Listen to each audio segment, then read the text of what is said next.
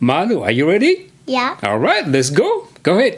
ከዋሃሌላ የሰውን ትልቁ የሰውን መላ አምድን ለካ ብትስታ እና በተስፋ Wow, that's really good. Good job. Thank you. Yeah. Do I get my chocolate now?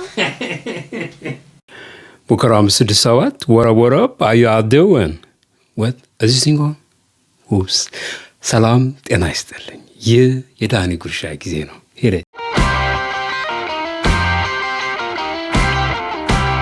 የዳኒ ጉርሻ በዚህ ሚዲያ ልቦናን የሚያበሩ አእምሮን የሚያሰፉ ቁም ነገሮችን ሳይበዛ ሳይንዛዛ በጥበብ ከሽነን እንጋብዛችኋለን። ጉርሻ፣ የዳኒ ጉርሻ። ተስፋ ቆርጣችሁ ታውቃላችሁ? ነገሮች ማጣፊያ ሲያጡ የነገ ሕይወት እንዲህ ነው ብሎ መገመት ሲያስቸግር፣ አንዳች ገላጭ ብርሃን የጠፋበት ድቅድቅ ጨለማ ሲሆን ሕይወት ትርጉም አጥታ ውሃ ቅዳ ውሃ መልስ ሆኖባችሁ ያውቃል?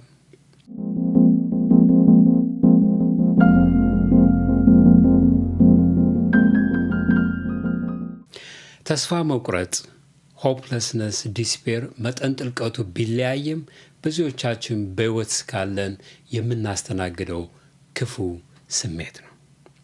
የኑሮ መክበድ፣ ፖለቲካና ኢኮኖሚያዊ መረጋጋት፣ በሀገር መጥፋት ብቻ አይደለም። ሁሉም ሞልቶልንም ይህ ክፉ ስሜት ደመና ሆኖ በሰማያችን ላይ ይሰፋል። ጥያቄ ወይም ዋና ነጥቤ ተስፋ ስቆርጥ እጅ ሰጥቼ ስረታ ምንድን ነው የሚጠብቀኝ? ተስፋ የማደርገው ነገር አለ? ደግሞታል ብላ ዓለም ሸክሟን ከኔ ላይ ታነሳለች? እኔ ብፋታት ዓለም ከኔ ትፋታለች? አይመስለኝም። እኔ ራሴን ከጨዋታ ባገል እንደ ተጎዳ ስፖርተኛ ከቤንች አስቀምጣ አትቀልበኝም። ተስፋ መቁረጥ ሸክሜን ቢያከብደው እንጂ አይቀንሰው። ያሉብኝ ኃላፊነትና ግዴታዎች ቁጭ ብለው እኔኑ ነው የሚጠብቁት። ይህ ክፉ ስሜት ዲፕሬሽን፣ ተስፋ መቁረጥ የከፋ ሆኖ የሰይጣን ጆሮ አይስማና ራሴን ከዚህ ዓለም ባስወጣ እንኳን ከሞት በኋላ ስላለ ሕይወት ምን የማውቀው ነገር አለ? እንደ ዘበት ሬስት ኢን ፒስ እንደሚባለው ሰላም ባይሆንስ? ከሞት በኋላ ሕይወት አለ ብዬ ባላምንም this is the only life, the only world, the only time right now that's I'm sure of it. ይሄ ሕይወት ይሄ ጊዜ አሁን ብቻ ነው ከሞላ ጎደል አውቀዋለሁ ማለት የምችለው። እዚህ ላይ ሕይወትን እስከ ማጥፋት የሚያሳስብ ተስፋ መቁረጥ ዲፕሬሽን ውስጥ ላሉ አንድዬ ከላይ ምሕረቱን ይላክላቸው ወይም በምሕረቱ ይጎብኛቸው። ክሊኒካል ዲፕሬሽን በአእምሮ ውስጥ የሚፈጠር ኬሚካል ኢምባላንስ እንደመሆኑ መጠን ባለሙያ ማማከሩ የተሻለ ይሆናል። ከእህል ከውሃ ሌላ የሰው የመኖር ትርጉም፣ የሰው የመኖር መላ አንድም ለካ በትዝታና በተስፋ። ዶክተር ፈቃድ አዘዘ። በአንድ እጅ እንደማጨብጨብ ቢሆንበትም አይደል ገጣሚው በትዝታና በተስፋ ያለው። በትላንት ትዝታ ተደግፈን በነግ ተስፋ ኃይል አግኝተን የዛሬን ሕይወት በምላት እንኖር ዘንድ እንዴት እንዘይድ? ተስፋ መቁረጥ ያክፉ ስሜት ከጊዜ ጊዜ ብቅ እያለ በሕይወታችን እንግዳ መሆኑ አይቀርምና እንዴት እናስተናግደው? ያ እንግዳ ስሜት አብሮ ነዋሪ ቤተሰብ እንዳይሆን እንዴት አስተናግደን እንሸኘው? 3 ነጥቦችን እናንሳ። 1 ደመናው ሰማይ አይደለም። ይህ ክፉ ስሜት ድብርት፣ ተስፋ መቁረጥ በሕይወታችሁ ቢያንዣብብ ወይም ሲያንዣብብ በሰማይ እንዳለ ዳመና አዩት። ከደመናው ጀርባ ያ ብሩህ ሰማይ መልኩን እንደጠበቀ አለ። ከብዶ ጨልሞ የሚታየው ደመና የማያልፍ ቢመስልም ጊዜውን ጠብቆ ብን ብሎ ይጠፋል። ያብሩ ሰማይ ደምቆ ይወጣል።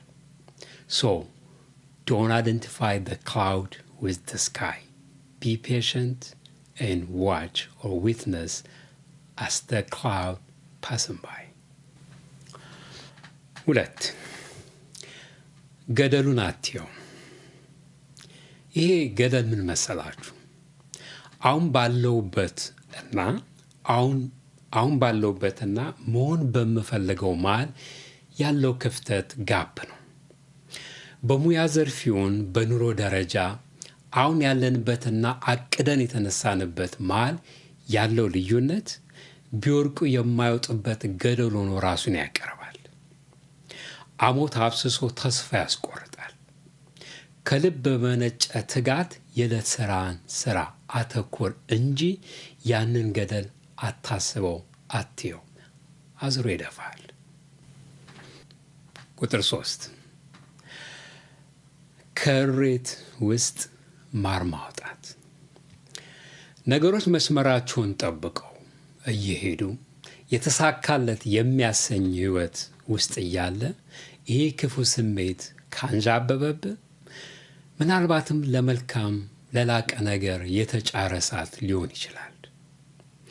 ሳትፈራ ጠልቀ ብትዘልቅበት ቅርፊቱን ልጠ ባዶ እንደሚቀር ሽንኩርት ሳይሆን ጠርበ ሸራርፈ ከውስጡ ውብ የሆነ ቅርጽ የምታወጣበት አለት ሊሆን ይችላል።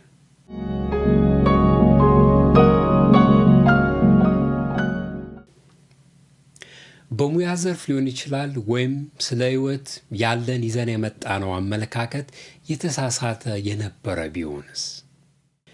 ይሄ ክፉ ስሜት የሕይወት ትርጉም ማጣት የዚያ ምልክት ሊሆን ይችላል። ቆፍረው፣ go deep, dig in። ይሄ የቻይናውያን አባባል በጣም ይመቸኛል። The best time to plant a tree was 20 years ago. The second best time is now. ዛፍ የመትከያ ጥሩ ጊዜው የዛሬ ዓመት ነበር። ሁለተኛው ጥሩ ጊዜው አሁን ነው። Don't give up. It's not too late. Plant that seed. Do something. ቸር ክረሙልኝ ወዳጆቼ። የሳምንት ሰው ይበለን።